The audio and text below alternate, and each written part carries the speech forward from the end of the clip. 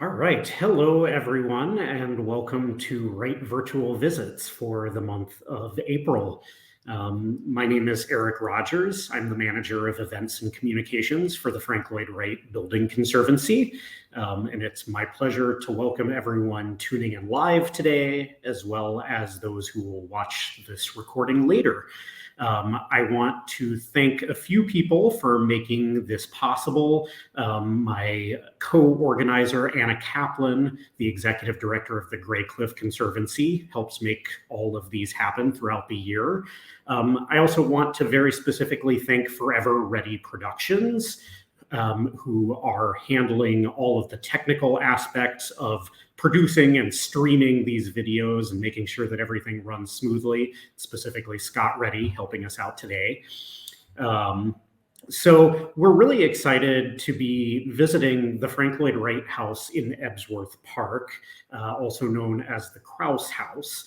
And we're going to get a little taste of one specific room at the Kraus House and learn all about it and how it came to be and what makes it so special. So I want to go ahead and introduce our hosts for our Wright virtual visit.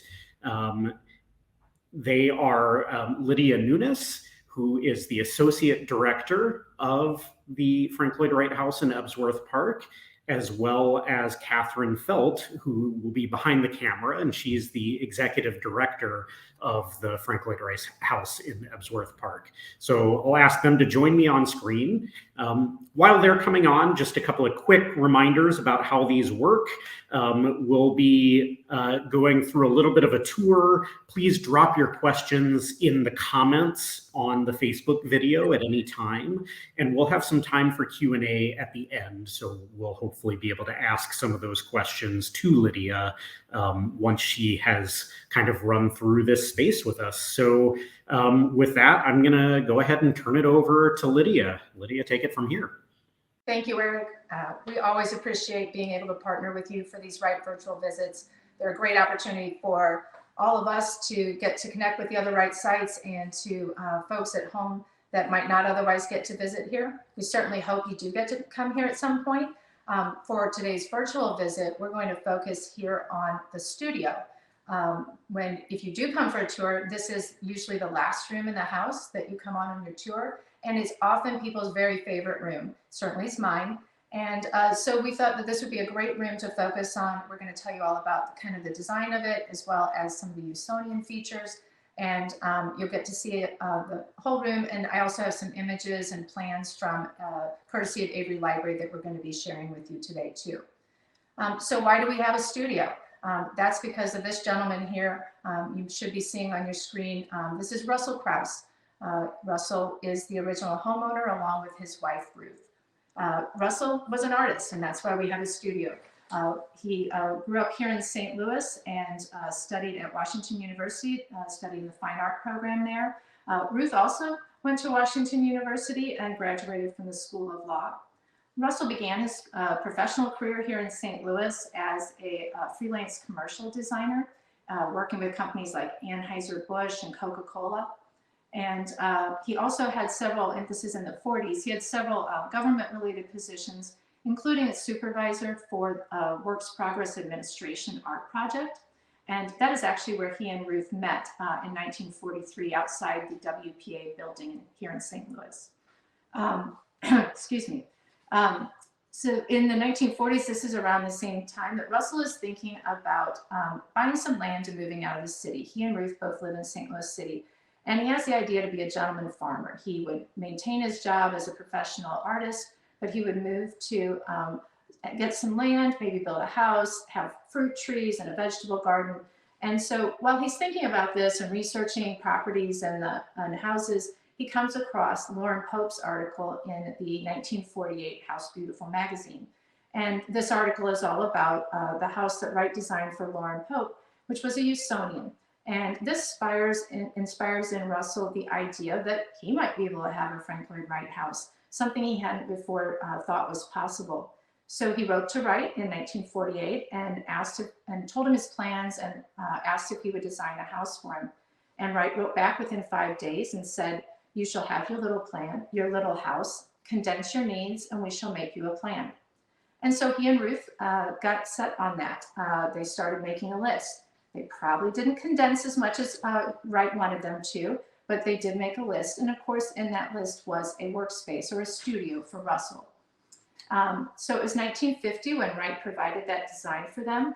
And I think you can see now we should have a rendering of that first design. I'm going to try and orient you to what you're looking at. So we are seeing the house from, we are looking north at the south elevation. On the left of the screen is the terrace prow coming off of the living room. When this house was purchased, or excuse me, the land was purchased, it was farmland and there was a native persimmon grove.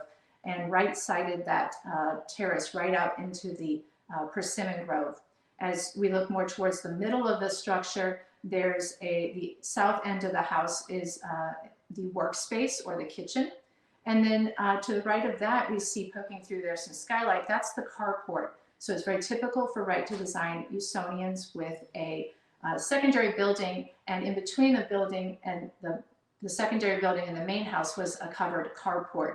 It was an affordable way to protect your car rather than a garage.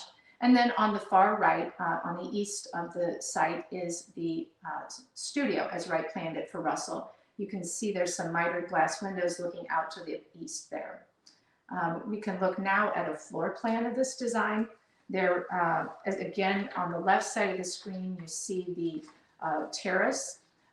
You may know that Usonians are always based on a geometric module, and the Kraus house is based on an equilateral parallelogram. So you can see that gridded out on the floor plan really well there on the terrace and living room. And then to the bottom of the screen, below the living room, is the workspace. And then to the right of that, you see the motor court. And then on the far right, again, is the studio. And we can see that glass window and the plantings Wright had designed for them there. So of course, when this plan came, the Krauses were thrilled. They were so excited to have a Frank Lloyd Wright designed house. But of course, they had some changes they wanted. And first of which was they were hoping for some more square footage. They hoped it would be a little bit bigger. But they were hoping that that might happen without added cost. I'm sure that's something we all would like to have, is extra square footage at no extra cost. But the second thing they really wanted changed was they decided that they would really like to have the studio as part of the main house. So they discussed this with Wright. They actually went to Taliesin and met with him there. And Wright did make those changes and provided them with a revised design. So when we look at that revised design, we have a floor plan here. We can see a lot is similar to the prior plan. The terrace and living room spaces are all very similar. But now below the workspace, we see Wright has moved the studio and kind of adjusted the entrance to the house further north and further under the carport. And then across the carport, we see, again, now instead of a studio it says tools, and that was intended to be a tool house. That was Ruth and Russell's suggestion for an alternative in that space. This would not be the final design. They would continue to make changes to revisions to that studio in particular. And the final design would end up actually adding a fireplace. The half bath that is shown here in the studio moved just outside of it. And most notably, Wright added a terrace and a cantilever roof off of the studio, very much changing both the interior and the exterior. We have a picture now of the exterior as built. It is from a similar viewpoint as what we saw in that first rendering, so you can kind of compare that back to what we saw the first design. You can see, of course, the prow is still out there in the persimmon grove. Then we have now in the middle, instead of a kitchen facing outwards, that's Russell's studio with the terrace windows and the cantilever roof coming towards you. And again, then off to the right, you see the carport and the tool house. So now that we kind of have an understanding of how this house or how this room was designed, let's take a look around inside. So we'll start right behind me is the fireplace. As I mentioned, this was something that was added during the revisions. Russell specifically wanted a fireplace in his studio. Of course, as a Usonian, Wright designed a central hearth in the main living room, but this is a secondary fireplace. As we move on around the room, we see a light table that was actually designed and built by Russell himself, and that is one of Russell's paintings. As we go on around, we see one of the things Russell requested was a lot of shelving and storage space, places to store his supplies and work.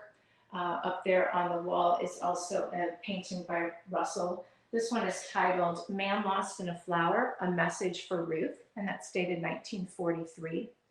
And then we see a door. Most of the time you wouldn't point out a door, but this is the only room in the house that has a door besides the restrooms. And here you can see a nice little peek down the main gallery hallway. As we come on around the room, we have additional storage. Russell specifically asked for large format storage, so we have flat files actually built into the cabinetry here.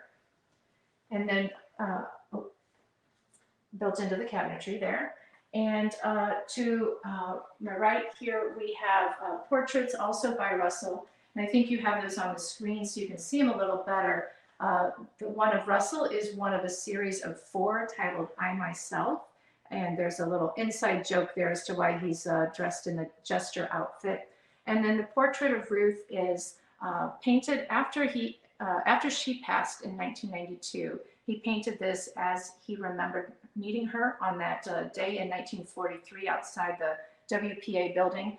It was snowing that day apparently, and so he painted the snowflakes in her hair as he remembered seeing her then. As we come on around, right here in the center of the room, we have a work table that was also designed and built by Russell. Much of the furniture, some of the furniture and a lot of the built-ins and such in the house were completed by Russell, his father and a neighbor. They were all quite clever craftsmen. And so he actually designed and built this work table. The top actually lifts up as like an easel, and there's a mechanism that holds it up. And then down below, he designed it with these really large drawers that actually go the full way back and forth, so you can access the projects from either side. The reason Russell has such large workspace here in a work table and the light table is because he spent a large part of his career in stained glass and mosaic design. He had a lot of liturgical commissions, so he has notable work throughout St. Louis as well as around the country. And not surprisingly, he designed some stained glass for his own house. So in the front door and the living room terrace doors have a beautiful design. You should be able to see them here that show the design that Russell created. You can see it picks up the geometry of the house and the colors. Of course, Frank Lloyd Wright designed stained glass early in his career, but had stopped doing that by the 1920s. So it is very unusual to have stained glass in a Usonian. We're very fortunate. Speaking of Usonians, I mentioned there's lots of great Usonian features in this room. So if we want to take a look at the floor, we have a concrete red floor, Cherokee red, which is very standard in Usonian design. And as I mentioned, we have that geometric module. You can see that that equilateral parallelogram is actually incised in the floor throughout the house. The walls are constructed of the red masonry brick and then Tidewater red cypress in a reverse board and batten design. And of course, because it's Frank Lloyd Wright, we have a lot of connections to the exterior. So up above the work table, we have a nice large skylight in the shape of a equilateral parallelogram or a diamond shape. And then of course, kind of the highlight of the room is the large bank of windows that look out onto the south side of the property. We have a mitered glass window here that provides an unobstructed view. You can see that that brick wall just carries right out from the inside to the out, drawing your eye out to that cantilevered roof and to the landscape beyond. As I mentioned, that was the addition of the cantilever roof really changed the exterior profile. So we have some pictures of that, so you can take a look at those. You can see one kind of up underneath it. You can see it's about 17 foot long, so it's quite large, and you can kind of get a grasp of that on that left picture there. And then the top picture on the right, we see the house from the west side. And so you can see the cantilever on the right. And then the bottom right picture, we're seeing the house back from kind of the southeast side, looking towards more from the back of the house and the tool shed there. As I mentioned before, this room is everyone's favorite. And you can easily see why. We've got light, we've got a view, we've got a fireplace, we've got a great workspace. It was clearly an inviting place and a wonderful place, and I would assume inspiring place for Russell to work. Ruth and Russell loved not only this room, but also their whole house. And it's not just the favorite of the human members of the family. There was a family member who also seemed to like this room. That there is Russell and Ruth's cat, Angel, perched atop his desk on a snowy day. And with that, I think we've seen the whole room. Eric, I'm happy to answer questions. I'll turn it back over to you. Great. Well, thanks so much for showing us around, Lydia. It's such a treat to see what Wright comes up with when he's given a really specific task and how he sort of integrated that into this, Usonian house. So I'll start. I want to remind people, if you are watching live, drop any specific questions in the chat, and we'd be happy to ask them. But I've got a couple that this has prompted already. So one is, speaking for the Frank Lloyd Wright Building Conservancy, we're always really interested in what has to be done to sort of preserve and maintain these buildings for the long term. So I'd love to know what kind of restoration has the organization had to do on the house since acquiring it from the Krauses, and then are there major preservation projects or issues that are sort of ongoing? Sure. In one sense, we were very fortunate in that the Krauses were the only homeowners, and they took exceptional pride in their house and did the very best that they could to maintain it. When it was purchased from them in 2001, the house was purchased from Russell by the nonprofit. There was a significant restoration project, mostly on the exterior masonry. Anywhere the bricks had been exposed to the elements, there was a lot of deterioration. So the exterior motor court and the outside, that terrace, living room terrace that we saw, that prow, were completely rebuilt in 2001. At this time, we have actually recently engaged Harbo Architects in Chicago to do just what you just asked me, which is to take a look at the condition of the house and make sure that we're understanding all the upcoming preservation needs. The good news is that we've completed the first part of that phase, the system assessment, the conditions assessment, and in general, the house is in really good condition. We do have a couple of upcoming projects. Probably the roof will need to be replaced in the near future. And the outside terrace, it originally had the same concrete that we have inside, but it's suffered from a lot of erosion, and we're looking for ways to restore that back to what it looked like originally. Do you have a timeline for when you'll be attempting those projects, or? Probably. Well, we have another 6 months or so to finish that maintenance plan with Harbo. So it would probably be at least a year before we get going on those. And you talked a little bit about when the house became a public site and open for tours, but how long did the Krauses actually live in it? That's a good question. Yes. So they started communicating with Wright in 48. Construction began in 51. It would be 1956 before they would actually move in. The construction process was long. All of these unique materials and angles and all of that made for a difficult construction process. So then they lived here from 1956 until Ruth passed away in 92. And then Russell started looking for ways to make sure the house was preserved, and a nonprofit was formed and purchased it from him in 2001. And so we've been open to the public since 2001 and providing tours to the public since then. So the nonprofit actually purchased the house from Russell while he was still living. Yes, yeah. yes. Yes, and he was actually he didn't pass away until 2009. So he was around to see that restoration and see the organization kind of taking on the house, and was very pleased with how that all transpired. So we've learned a lot about Russell as an artist. Can you tell us a little bit about Ruth and what she Yes. did and who she was? Yes, this is one of my favorite parts, because Russell was still alive when the nonprofit purchased the house. We tend to have more stories about Russell, and many people knew him personally. But Ruth was really a partner in this project with him. As I said, they met in 1943. Ruth graduated from Washington University School of Law in 1932. So she was a pretty accomplished woman. She was very intelligent. She was very well read. She worked for a law firm here in St. Louis called Booter and Booter, as well as Union Electric. And she, when they met in 1943, she really jumped all in on this project with Russell, and it was very much a partnership.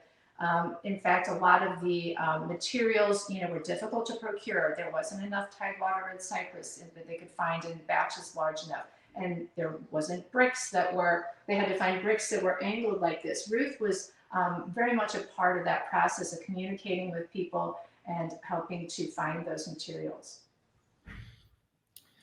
So given the configuration of that studio space as a working place to produce art, I'm curious, has the organization ever invited other artists to come and work in that space? Well, I don't think we've ever invited anybody to come work here, but we certainly do have periodic exhibits here. So throughout the years, we've had different exhibits like photography of Bob Kohlbrenner, and we had a monumental miniatures exhibit. We have displayed other art here. But nobody gets to work here except for us, when we feel very fortunate some days. And do you do other sort of community-based education programs? Anything coming up? Yeah. Actually, tomorrow we have a really fabulous lecture that we are presenting at St. Louis Art Museum. This is our annual lecture. It's a named lecture at this point. It's called the Joanne and Alan Cohn Lecture. And this year, Dr. Jennifer Gray will be our speaker, and she will be talking about Broadacre City, Wright's kind of plan for decentralized living in the United States. And she's going to be talking about that and kind of what it means today. And so that's at St. Louis Art Museum. It's free, but it is ticketed, so you have to check on getting tickets with the Art Museum or MetroTix. But we make sure to always have that program available every year. And then, of course, we have our tours, and those are, we got the lecture up there. Yeah. So we can go to the next slide. Okay. Yeah, so if you, I think you might have some image there that tells you about how to book a tour, or at least how to get to our website, and that's how you would book a tour. So we have tours year-round. Those are offered by reservation. We do often fill up, so you want to make sure to buy your tickets in advance. But you can go to ebsworthpark.org to book those tours. And we have a whole group of really excellent trained volunteer docents that give great tours, and you get to see the whole house, not just the studio, and learn all about the history. Of course, we also have educational programs for students. We do field trips and groups and such also. I think there might be some information there also about how to stay connected either on Facebook or Instagram. That's a great way to learn about those programs and stay in touch with us about things like that. So we've had a couple more substantive questions come in, so we'll dive back in. We've got a few minutes. So, and this might be a stumper, but I'll try it. Where were the bricks in the house manufactured? And I'm going to venture a guess that they were made in St. Louis, which was a capital of brick making. Am I right? You are correct. And Wright, of course, liked to use materials from the local environment. And yes, St. Louis is known for brick making. And it was Alton Brick Company that made the original bricks for the house. As I mentioned, they had to be specially made because they're not 90-degree angles. You can see here they've got the 60-degree angle on one side, and then the other has a 120-degree angle. So Ruth actually saw a building in St. Louis City somewhere that had angled bricks, and she hunted down the owner of that and contacted them and found out that it was Alton Brick Company who was able to do that, and reached out to them, and they were able to provide a mold to make those special bricks. And during the various restoration projects, has there ever been a need to fabricate new special bricks, or? Yes, there has. Well, in that restoration in 2001, as I said, a pretty good portion of the bricks, I think maybe about 30% of the brick of the exterior had to be replaced. And Alton Brick Company had gone out of business quite a while before that. So there was a company, and you are going to stump me because I don't know their name, but I believe they were in Iowa, that was able to make the brick for that. Can you comment a little bit about how the setting has changed over the years since the house was built, when it was in more of a rural area? Yeah. So as I said, that it was a piece of farmland when Russell purchased it. So for those not familiar with St. Louis, we're in a suburb now called Kirkwood. And today it's very much an inner ring suburb. We have kind of our outer ring 270 is just west of here. And of course, now the suburbs stretch way beyond this. But in 1950, this was the very edge of the suburbs. Kirkwood was still, the center of Kirk is about 2 miles away from here. And it was a bustling suburb, even called the Queen of the Suburbs for St. Louis at one point. But this was very much the outskirts and farmland. And is Ebsworth Park as a place, is that a park or is it a neighborhood name? Yeah, that's a great question. So when the house was purchased from Russell, the nonprofit entered into a pretty unique arrangement. We actually donated the house and grounds to St. Louis County. And so this is technically the county owns, St. Louis County owns the grounds, and it is a county park. It's named Ebsworth Park. There was a gentleman here in St. Louis named Barney Ebsworth, and you may know him from Clipper Cruise Lines. He was also the original investor in Build-A-Bear. And but for our purposes, the thing that's most notable about him is he was a huge collector of modern American art and supporter of American art. And so he invested a large portion of the purchase price for the house. And that's why the park is named actually in honor of his parents. So that's why we are in a park. And the park is technically open to the public, but it's really, we don't have a lot of park or picnic-like amenities, but it's maintained kind of the rural home setting as far as the landscape around the house. And the house was listed on the National Register of Historic Places in 1997. Was that something that Russell himself arranged for? Yes. So that was about the time, I was 96, I believe, when Russell kind of started thinking about what he was going to do with the house. And so I think that was part of that process as he was talking to people. It became, he became aware of the idea that it would be a good idea to do that as a way to make sure that the house, he was very worried. This is 10.5 acres here. So Russell was very worried that somebody might want to come along and buy up all 10.5 acres and divide it up and make, a bunch of lots on it. So one way to help with that would be to have it on the registry. And he engaged with a local architectural historian to do that preservation application with him. And one last question that might also be a stumper, but you did mention when you were talking about the revisions to the plans that they had hoped to add some extra square footage without increasing the budget. What was the cost finally to build the house, and do you know how it compared to the original budget? Well, yeah, so that is a stumper. So the original budget was $35,000. That was the price that the Krauses said that was doable for them, and Wright said that that would be the budget for the house. Felt they could do it for that. They paid Wright 10% of that, so $3,500. But yeah, the actual price, as I said, they didn't move in for 5 years, and then I don't know that I mentioned, but it took many years to actually finish out all of the house.